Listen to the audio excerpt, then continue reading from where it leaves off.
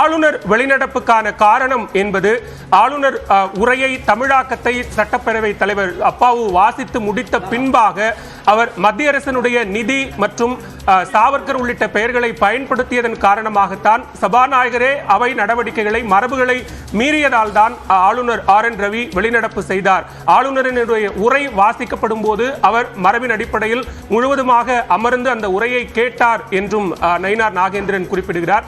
எனவே அவை நடவடிக்கைகள் அவையினுடைய மரபை மீறிய செயலாக சபாநாயகர் நடந்து கொண்டதால் தான் ஆளுநர் RN ரவி வெளிநடப்பு செய்தார் என்கிற ஒரு கருத்தை நயினார் நாகேந்திரன் முன்வைக்கிறார். அதே நேரத்தில் ஆளுநர் உரையிலும் கூட பெரும்பாலான விஷயங்கள் மத்திய அரசினை கோரிக்கை வைக்கும் விதமாகவும் மத்திய அரசு நிதி தரவில்லை என்கிற குற்றச்சாட்டும் விதமாகவும் பல்வேறு விஷயங்கள் இடம்பெற்றிருந்தது. அதில் மாறுபட்ட கருத்துக்கள் இருந்ததன் காரணமாக அவர் அந்த உரையை வாசிக்கவில்லை என்கிற ஒரு கருத்தையும் நயினார் நாகேந்திரன் முன்வைத்திருக்கிறார். தொடர்ந்து நம்மோடு தொலைபேசி வாயிலாக இணைகிறார் பத்திரிகையாளர் கார்த்திகேயன். வணக்கம். ஆளுநர் வெளிநடப்பு செய்திருக்கிறார், உரையை வாசிக்காமல் புறக்கணித்தார். அதே நேரத்தில் தேசிய கீதம் இசைக்கப்படணுங்கிறதா அவர் முன்வைத்த கோரிக்கை. அது இசைக்கப்படுவதற்கு முன்பாகவே அவர் வெளிநடப்பு செய்துவிட்டார். எப்படி பார்க்கிறது? இல்ல, அவர் ஒரு ஏற்கனவே இது புதிதன்னும் கிடையாது. அருகாமையில் இருக்கக்கூடிய கேரள சட்டமன்றத்தில் இதே போன்ற ஒரு நிகழ்வு சில தினங்களுக்கு முன்பு இல்ல ஒரு வாரத்திற்கு முன்பு வந்து கேரள சட்டமன்றத்தில் நடந்தேறியது. அதன் தொடர்ச்சியாக அதே போல ஒரே சேம் டெம்ப்ளேட் தான். அதை வந்து உரையை வந்து முற்றிலும் படிக்க மாட்டேன் என்று அந்த முதல் சில வரிகளையும் கடைசி வரியை மட்டும் படித்துவிட்டு கலந்து போறது. அது போன்ற ஒரு நிகழ்வை தான் வந்து இந்த ஆளுநரையும் நிகழ்த்தியிருக்காரு. ஆரிஃப் முகமது கான் செய்ததும் இவர் செய்ததும் ஏறக்குறைய அச்சு அது ஒரே மாதிரி தான் நடந்திருக்கு. அதுல உண்மைக்கு புறம்பாகவும் உண்மை ரீதியாகவும் சரி இல்ல தார்மீக ரீதியாகவும் சரி அதில் இருக்கக்கூடிய பல்வேறு கருத்துக்களுக்கு வந்து எனக்கு முரண்பாடு இருக்கிறது. அதுல நான் முற்றிலும் மறுதளிக்கிறேன். அதனால வந்து நான் அதை படிக்க மாட்டேன் என்று சொல்வது அது வந்து முதல்ல வந்து இந்த ஆளுநர் உரையினுடைய அர்த்தத்தையும் அதனுடைய சாராம்சத்தையுமே புரிந்து கொள்ளவில்லை என்றுதான் நான் நினைக்கிறேன். இது அடிப்படையில் அரசாங்கத்தினுடைய ஒரு கொள்கை விளக்கம். இந்த ஆண்டு இந்த அரசு எவ்வாறு பயணிக்க போகுது, இந்த கடந்த ஆண்டு எவ்வாறு வந்து செயல்பட்டு இருக்கு அப்படின்றதுக்கான ஒரு விளக்க குறிப்பீடு தான் இது. ஆனால் அதுல வந்து இவருக்கு மாற்று கருத்து இருப்பதற்காக வந்து தொடர்ந்து இது செய்ய மாட்டேன் என்று தவிர்ப்பது என்பது ஏற்புடையதாக, இது மரபை மட்டும் மீறிய செயல் இல்லை, மக்களால் தேர்ந்தெடுக்கப்பட்ட ஒரு அரசினுடைய மேண்டேட்டிற்கு எதிராக இவர் செயல்படக்கூடியதாக தான் நான் பார்க்கிறேன். இல்ல, அவர் தொடக்கத்திலே சொல்றாரு இதுல இடம்பெற்றிருக்கக்கூடிய பெரும்பாலான பத்திகள் என்பது அது வந்து ஃபேக்சுவலாவும் மாரல் கிரவுண்ட்ஸ்லயும் அதை வந்து நான் கன்வின்சிங்லி டிஸ்அக்ரி, அதை நான் ஏற்றுக்கொள்ளவில்லை அப்படிங்கிறார். ஒருவேளை அதை மீறி நான் வாசித்தால் அது அரசமைப்பு சட்டத்திற்கு எதிராகிவிடும் அப்படிங்கிற ஒரு விஷயத்தையும் அவர் சொல்லிட்டு தானே உரையை வாசிக்காமல் புறக்கணிக்கிறார். குடியரசுத் தலைவர் வந்து இந்தியாவில் வந்து அமைதி வந்து நிலவுகிறது, மத நல்லிணக்கம் வந்து தலை தோங்குகிறது அப்படின்னு சொல்லி குடியரசுத் தலைவர் படிக்கிறார்.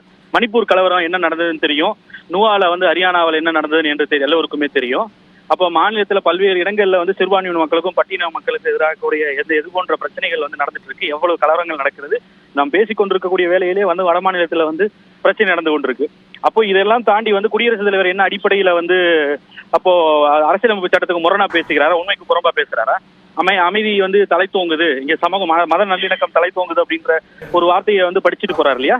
அப்போ அதையெல்லாம் வந்து இப்போ நாட்டின் முதல் குடிமகனா இருக்கக்கூடிய குடியரசுத் தலைவரே வந்து அப்ப அரசியலமைப்பு சட்டத்திற்கு முரணாக பேசுகிறாருன்னு சொல்லி இந்த ஆளுநர் வந்து அந்த அர்த்தத்துல கூற வர்றாரா? இப்போ ஆளுநர் உரை என்பது அரசாங்கத்தினுடைய ஒரு என்ன வாரியான திசையில் பயணிக்கிறது, இந்த அரசு என்ன செய்கிறது என்றதுக்கான ஒரு விளக்கம். அது மக்களுக்கு சொல்ல வேண்டிய ஒரு கருத்து. இவருக்கு அதுக்கு தனிப்பட்ட முறையில் 1000 கருத்து வேறுபாடுகள் இருக்கலாம். அப்ப அதற்காக வந்து இதுல எனக்கு வந்து உடன்பாடு இல்லை, நான் முற்றிலும் மறுக்கிறேன் என்று பேசுவது இவரோட தனிப்பட்ட விருப்பிற்கு அப்பால் பட்டு இவர் செயல்படணும் என்பதே வந்து அவர் வந்து அதுலயே வந்து அவருக்கு பெரிய ஒரு கான்ஃபன்டேஷன் வருது. இது வந்து அரசனுடைய கொள்கை விளக்கம். அதைத்தான் அவர் படிக்க வேண்டும். இவருக்குன்னு ஒன்று தரியும் உரை கிடையாது. அது பேரை வந்து ஆளுநர் உரை என்று இருந்தாலும் கூட ஆளுநர் தயாரிக்கும் உரை கிடையாது. இன்ஃபேக்ட் வந்து இந்த சபாநாயகர் திரு அப்பாவு அவர்கள் வந்து அவர் பேசும்பொழுது ரொம்ப தெளிவாக சொன்னார்.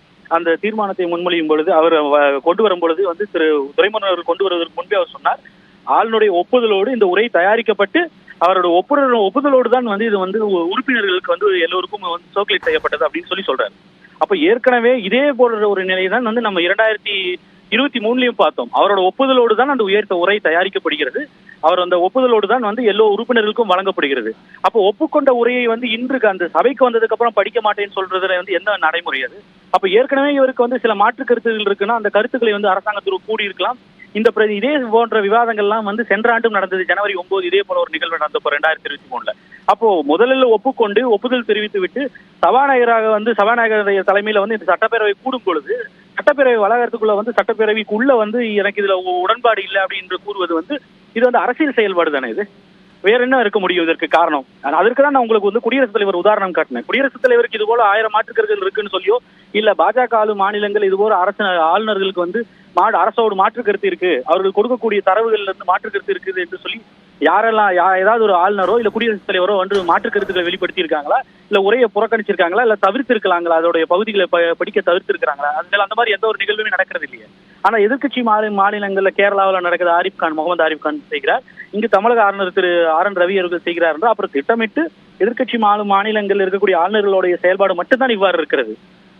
நன்றி கார்த்திகேயன். பாஜக சட்டமன்ற குழு தலைவர் நயனா நாகேந்திரன் பேசுகிற போது அந்த விஷயங்களையும் மறுத்து பேசினார். நம்ம தொடர்ச்சியாக தொடர்பான செய்திகளையும் தொடர்ந்து பதிவு செய்ய இருக்கிறோம். அதே நேரத்தில் அவை நடவடிக்கைகளுக்கு பிறகாக தற்போது அலுவல் ஆய்வுக்குழு கூட்டம் என்பது நடைபெற்று வருகிறது. எத்தனை நாட்கள் அவை நடவடிக்கைகள் நடக்கும் என்பது தொடர்பாக இந்த கூட்டத்தில் ஆலோசனை செய்யப்பட்டு வருகிறது. அது தொடர்பான செய்திகளையும் நாம் அடுத்தடுத்து தொடர்ந்து பார்க்க இருக்கிறோம்.